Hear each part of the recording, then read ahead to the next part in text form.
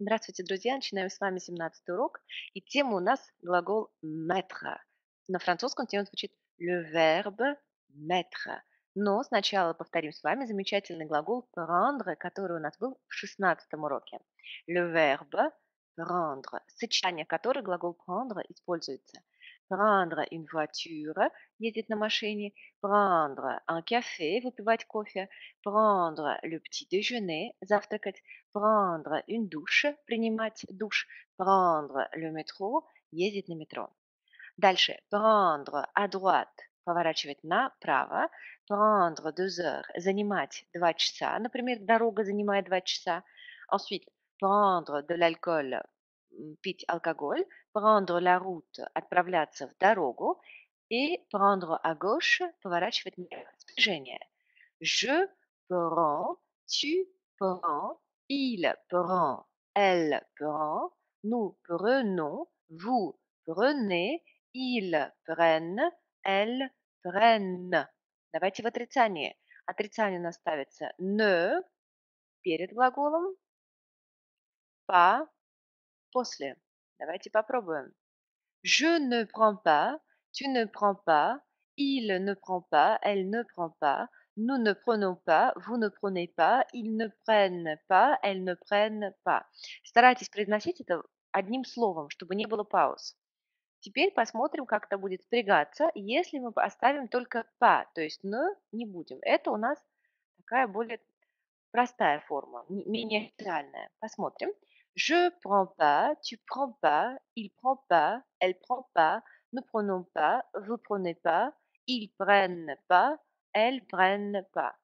В прошлый раз я вам говорила о том, что у нас здесь носовой звук «прен», а здесь обычный «прен». То есть мы можем со слуха понять, единственное число это или множественное. Il prend, ils prennent, elle prend, elles prennent. А теперь давайте посмотрим с вами глагол mettre. У него очень много значений, и он вообще очень нам поможет. Mettre un pantalon, надеть брюки. Mettre une jupe, надеть юбку. Mettre la table, накрыть на стол. Mettre des bottes, надеть сапоги. Mettre un vase, поставить вазу. То есть это такие конкретные значения. Теперь посмотрим фразы. Mettre en relief– это что-то подчеркнуть. Например, je mets en relief cette idée. Я хочу подчеркнуть эту идею.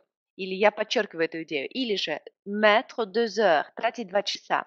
Je mets 2 heures pour faire ce travail. Я трачу 2 часа, чтобы сделать эту работу.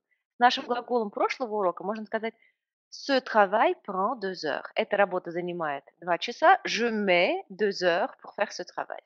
Ensuite, mettre en scène– это поставить, например, какую-то пьесу, и поэтому у нас называется mise en scène.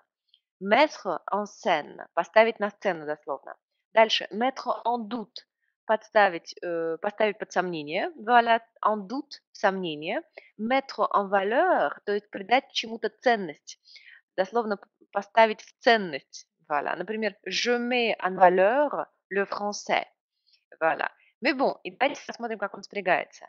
Je mets, tu mets, il met, elle met, nous mettons, vous mettez, ils mettent, elles mettent.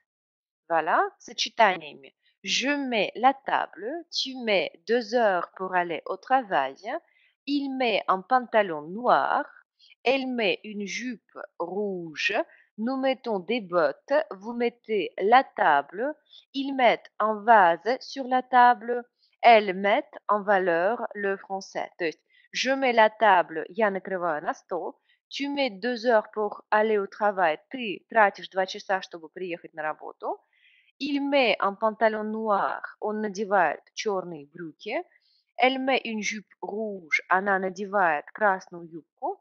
Nous mettons des bottes, мы надеваем сапоги. Vous mettez la table, вы накрываете на стол.